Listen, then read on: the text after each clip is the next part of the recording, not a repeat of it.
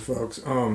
It's still the 27th, I think, actually, or is it 28th? I'm not sure.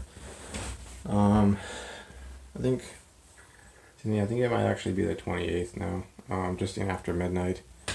But, a couple things I want to talk about. Um, let's see, first thing off was, I think it's been like sort of an underlying theme in my videos as of late, has been this whole sort of deal where like, it's not even just like my videos, but it's been over the course of my life. Folks like they'll give me advice, and my dad will give me advice. Other folks will give me advice, and I'll hear them. It might make logical sense to me, but it's this whole deal with like following through with it, and it seems like I gotta go out there. I gotta like do something or experience something to give me perspective, and then it's like I don't know if I sort of organically discover it on my own, or perhaps it's just the fact that like my conscious reality, then there's like sort of correspondence or connection with my subconscious where the stuff that I've been told has gone to be stored, and then it sort of leads to an epiphany. Like for instance, me talking about the fencing example where I was talking about having to put my problems to the side, just focus on my current battle. It's like Dark Magician's talked about that, Giza's talked about that. I think even Alex has talked about that at times. Other folks have as well. They left comments like that. Just focus on where you're at right now. Focus on yourself. Focus on your self-development. That's your main battle, your main focus. Stick with that, and all these other things will take care of themselves. My sisters told me that. And so it's kind of like almost an experience of, I guess what Tyler Durden referred to in Fight Club as, the character Tyler Durden referred to in Fight Club as premature enlightenment.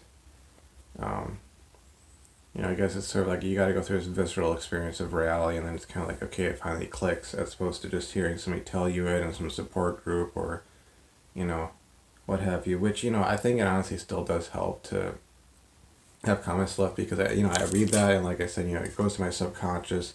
Then if I go out into the world and I have an actual like experience in my conscious reality, those two connect, and then I have that sort of like realization, that sort of epiphany, if you will, and that's when it actually settles in. So it's like keep the comments coming, keep the advice coming. I'll go out there and I'll experience reality, and hopefully it'll connect, and then I'll actually lead to some real results. Other than that, what I wanted to discuss actually is something that doesn't necessarily relate to NOFAP per se or any of this stuff, but I was watching actually a Red Pill I guess live chat, and it's like it's weird because it didn't have anything to do with really the Red Pill per se, but it was sort of a thing that I've been kind of thinking about as far as my spiritual practice is concerned. You see, typically what I end up doing is I'll do okay, hold on a second. I think I need to step back for a moment and just kind of explain a few things before I really dive in. But let's say I'm planning a vacation or some sort of magical working. I look at it in sort of, I guess, Abrahamic, Islamic, Solomonic manner, where you have all these purifications you have to go through, both ritual purifications with washing and reciting formulas, and doing lots of prayer and things of that nature, keeping yourself physically clean and abstaining from certain foods and that sort of deal, and doing lots of prayer and repentance and so on, and rectifying yourself spiritually, getting yourself into that sort of headspace where you're in contact with the divine, however you name it or visualize it or don't visualize it, before you actually go into the actual evocation, sort of purification or preparation period. And so I say like 99% of my practices have centered on that. And so what I'll end up doing is I'll do, let's say, a day or two worth of prayer, ritual prayer, and then I'll go sit down and I'll meditate for varying amounts of time. I started out with 15 minutes, I worked up to half an hour, then 45 minutes doing half lotus, reciting my mantra of Surah Ikhlas. And I'm thinking I'm wanting to work towards full lotus from half lotus, so I might have to start over in terms of time, and then kind of work my way up again. But I was sort of doing a comparison in my head between prayer and meditation, and I'd read Liber Aba by Aleister Crowley, where he talked about this underlying practice of all the masters, the ancient masters. It's sort of the recommendations in terms of morality and, diet and so on. And he kind of just broke it down to the point where it was like, okay, the vast majority of their teachings were essentially just centered on creating an environment, a life path, a way of being that would facilitate the final practice, which is the ultimate practice, which some refer to as prayer, others refer to as meditation. I realized that, I get so many of the same effects with prayer versus meditation, and it's only really amplified with, combining the two. Because if you look at the practice of mantra yoga, for instance, where you're reciting a phrase or let's say a verse of your holy scripture over and over again, focusing your mind on that thing to sharpen your mind, to attain one pointedness of mind.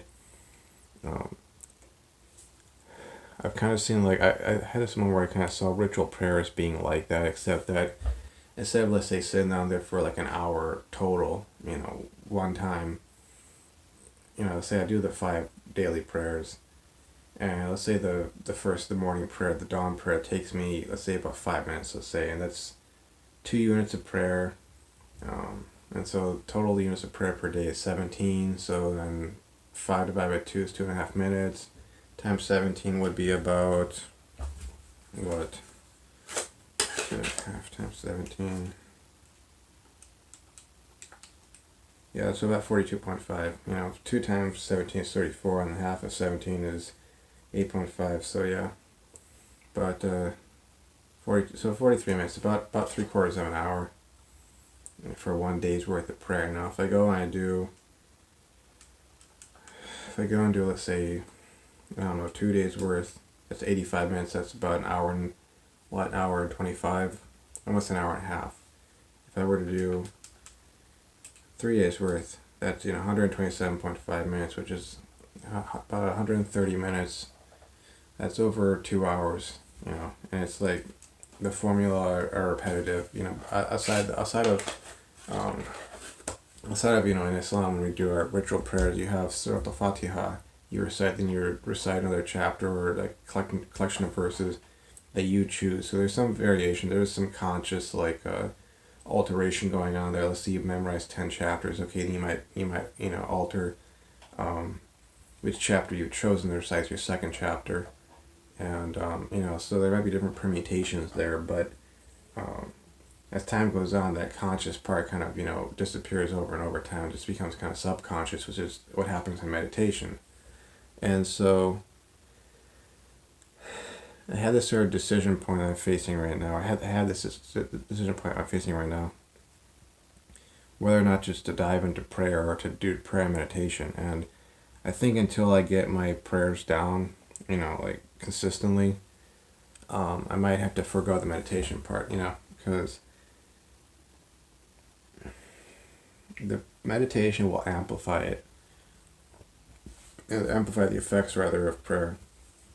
Meditation is referred to as fikr, it's referred to as muraqaba, it's referred to as dhikr Allah, and these different terms for different forms of that. Dhikr Allah is probably like the closest to mantra yoga, I would think, and fikr is more, I think fikr is more along the lines of like jnana yoga practices, philosophical yoga, and muraqaba, that means to guard or to watch over, which, I'm not sure exactly where that would fall into it.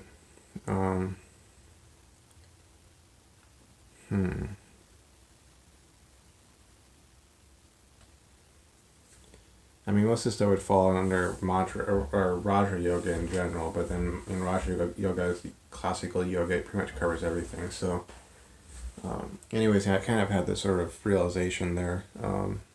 If I'm doing prayer, I'm doing meditation, it's pretty much the same thing. It's just, especially if it's ritual, ritualistic, you have a certain set order there, and eventually when you do the practice enough, you kind of leave that consciousness behind. It becomes unconscious. You just kind of go and do that as you've done it before, and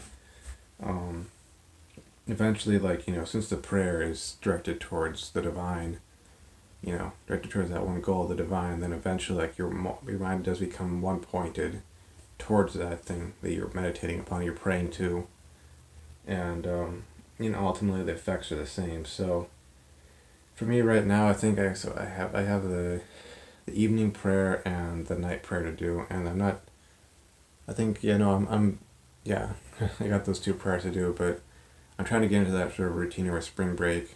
Um, I've always found that, in terms of emotional stability and focus and such, if I get into that sort of routine, things in life just don't affect me as much, and it's like I'm back on the spiritual path, and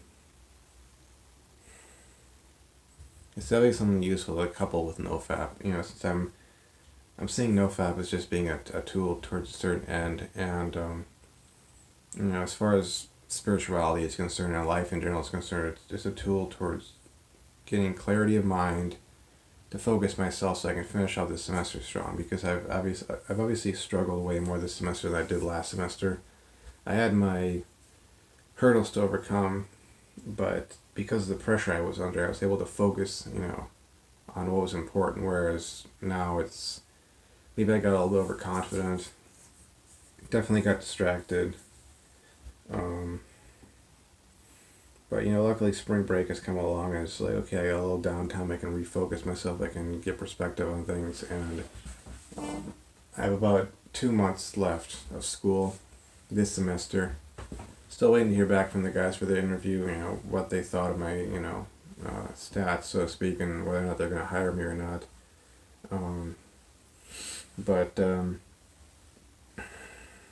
as far as that whole spiritual matter is concerned, like, it's like there's more than one way to chop down the cherry tree, or so.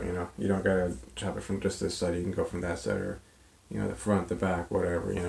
Eventually it'll fall down. So that was certainly a little insight I have, and I definitely would recommend prayer, meditation, and see, when I think of prayer or meditation in terms of NoFap, like, I used to do prayer saying, God help me to overcome this whole PMO addiction, but reality is, like, you already have the tools within yourself, you just gotta actually use them.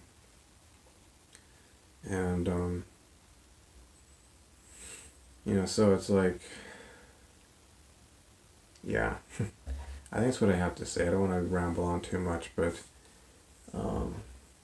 anywho, got 8 more pages in chapter 7 of The Rational Male, and it's really enlightening stuff. I'm having to, I'm trying to have to accept certain cold hard truths of life. Reading this, I mean, it's hard to accept that sort of stuff, because there's ego investment in your belief systems from the past, and you get to your 30s, and yeah, it's time to get unplugged and actually face reality. Other than that, I'm gonna get back to studying, get back to reading, get through this chapter that I'm reading right now, and get that done. Because yeah, that's what I'm here for. I gotta remind myself why I'm in school, why I'm living this place that I'm living in right now. What's my purpose? Why am I even here? And then fulfill that. So, anywho, folks, I'll see you around. Bye bye.